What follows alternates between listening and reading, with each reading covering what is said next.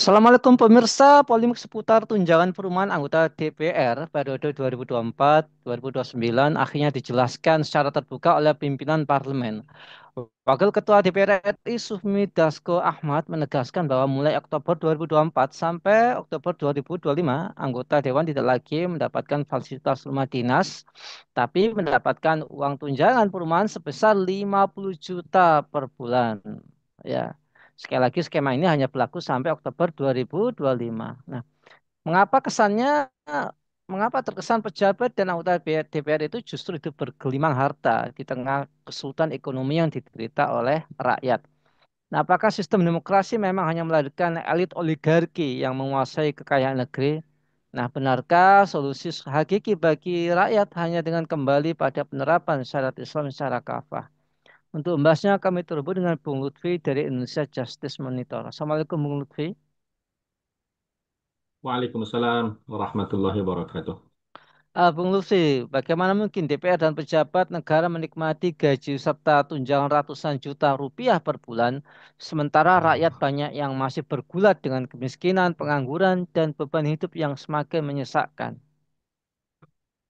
Iya, sebenarnya tidak aneh ya, karena kita ini ada dalam sistem sekuler kapitalistik yang kemudian memang para elit-elit politik mereka diistimewakan dengan aturan yang mereka buat sendiri gitu.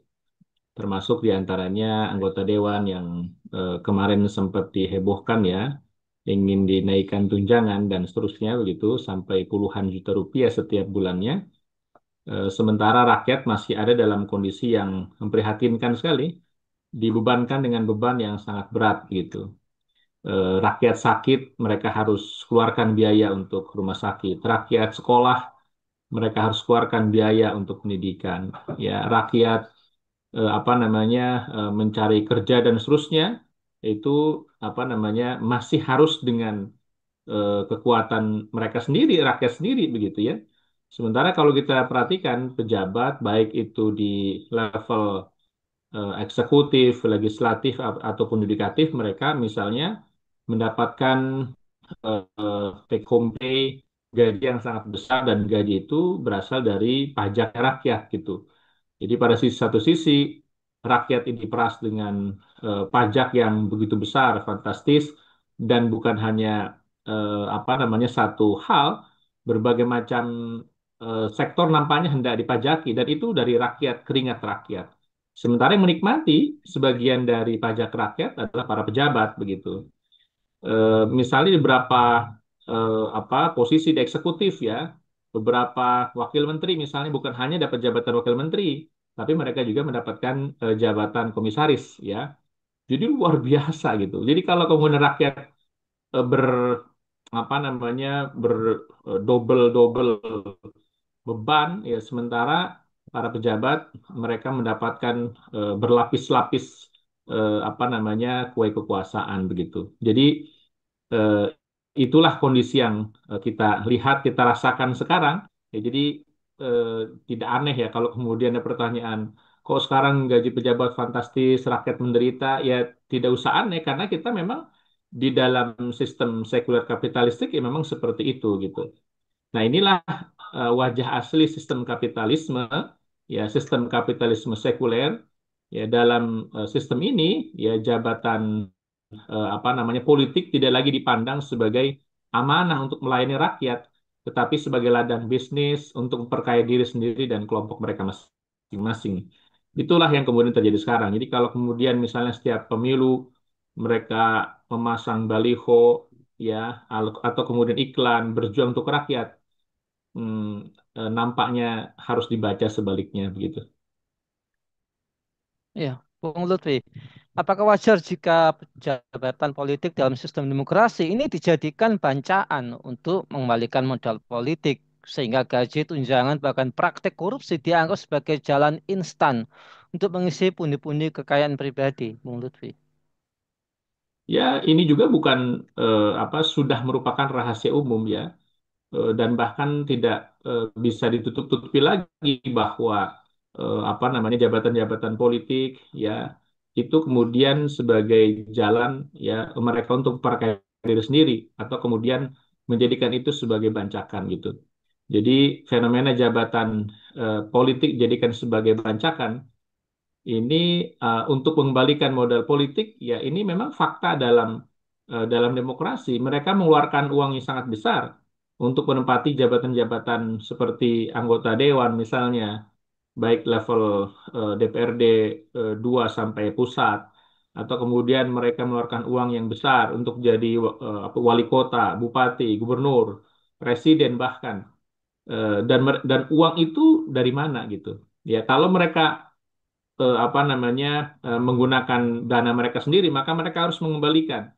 Kalau mereka menggunakan dana orang lain, sponsor misalnya, mereka juga harus mengembalikan itu gitu. Ya atau bahkan bukan hanya bukan hanya mengembalikan dalam arti keluar 100 kembali 100 ya kebanyakan terjadi mereka mengeluarkan modal politik misalnya 100 mereka harus mengembalikan ribuan gitu. Itu yang kemudian terjadi sekarang gitu. Jadi apa namanya itu realita yang terjadi ya. Dan karena itu ketika kemudian mereka berkuasa, mereka akan mencari jalan yang instan ya untuk mengembalikan modal mereka ya melalui gaji ya dan penentuan gaji mereka menentukan kan kira-kira begitu tunjangan yang jumbo ya lalu kemudian proyek-proyek dari APBD APBN misalnya dan kemudian praktik-praktik korupsi yang sudah menjadi rahasia umum gitu jadi berbagai macam fenomena yang terjadi itu karena konsekuensi bahwa negeri ini mengambil sistem politik demokrasi dengan biaya politik yang besar dan para politisi itu harus mengembalikan apa namanya uang yang mereka keluarkan, baik uang itu mereka sendiri atau kemudian uang orang lain, ya atau bahkan kemudian dalam keadaan yang surplus kembalinya. Dan sekali lagi ini merupakan konsekuensi logis ya dari demokrasi yang berlandaskan asas sekuler yang memisahkan agama dari kehidupan dan menjadikan kekuasaan itu yang semata-mata untuk urusan perut ya, untuk urusan duniawi tanpa mereka merasa perlu untuk terikat dengan syariat ya sebagai apa namanya sebagai ketentuan yang memang mereka harus ikuti kira-kira begitu. Ya, Bung Lutfi, bukankah fenomena oligarki dalam demokrasi, di mana segelintir elit menguasai kekayaan negeri, telah membuktikan bahwa demokrasi ini gagal mewakili kepentingan rakyat dan justru melanggengkan ketimpangan sosial ekonomi. Apakah seperti itu, Bung Lutfi?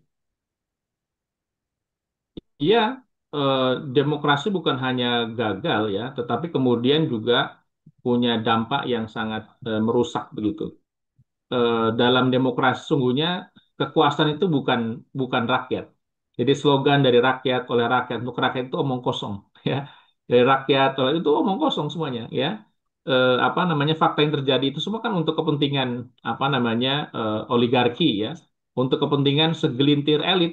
Apakah itu kemudian apa namanya elit apa namanya politik atau kemudian oligarki itu sendiri yang membiayai biaya politik yang sangat besar itu ya dan itulah yang kemudian terjadi begitu jadi demokrasi sejatinya untuk melayani kepentingan apa namanya oligarki ya ini sekelompok apa namanya sekelompok elit yang kemudian mereka yang sejatinya menguasai birokrasi anggaran dan seterusnya begitu dan apa namanya jadi oligarki itu yang kemudian berkuasa gitu dan apa kenapa begitu karena mereka yang mendanai biaya politik tadi gitu rakyat itu hanya sekedar dijadikan sebagai apa namanya panggung legitimasi saja saat pemilu setelah pemilu selesai rakyat ditinggalkan itu yang terjadi jadi ketika kemudian apa namanya pemilu rakyat diminta untuk mereka mengemis-ngemis suara rakyat sementara setelah pemilu rakyat ditinggalkan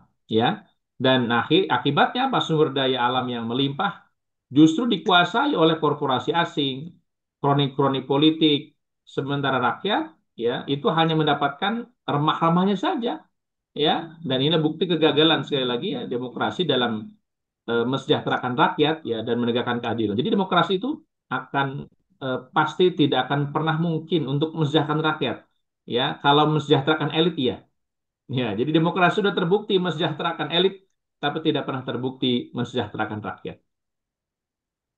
Ya, baik, Bung Lutfi. Apakah seharusnya umat ini meninggalkan sistem demokrasi yang syarat dengan nuansa kapitalistik yang penuh dengan kedoliman dan kembali kepada fitrahnya, yaitu sebagai hamba Allah yang mengamalkan syariat Islam dalam kehidupan sehari-hari secara kafah. Ya, betul, umat ini harusnya sadar ya. Selama ini, selama puluhan tahun mereka atau umat Islam berada dalam sistem sekuler kapitalistik ya, sudah saatnya umat Islam ini kembali kepada fitrahnya. Apa fitrahnya? Yakni syariat, syariat Islam.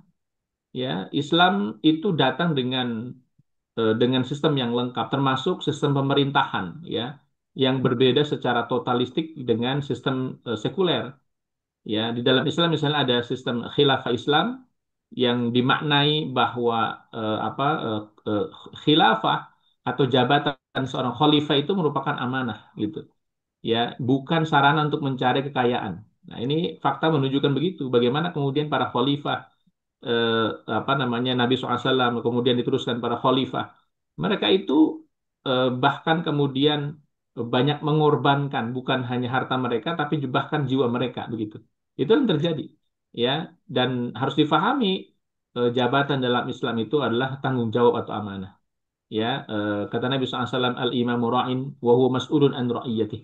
Ya, dan imam itu adalah pengurus rakyat dan dia akan dimintai pertanggungjawaban atas rakyat yang kemudian diurus tadi. Jadi eh, dan kemudian di dalam Islam ya kita paham betul bahwa seorang pemimpin itu dia akan sangat takut sekali melakukan kezaliman, melakukan dosa.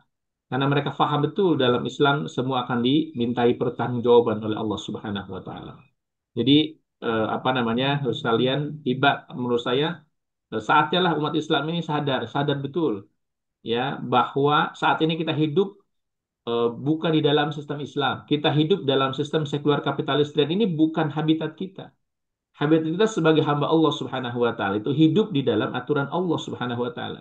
Kita ini hamba Allah, maka kita pun harus hidup ya dengan aturan Allah Subhanahu wa taala.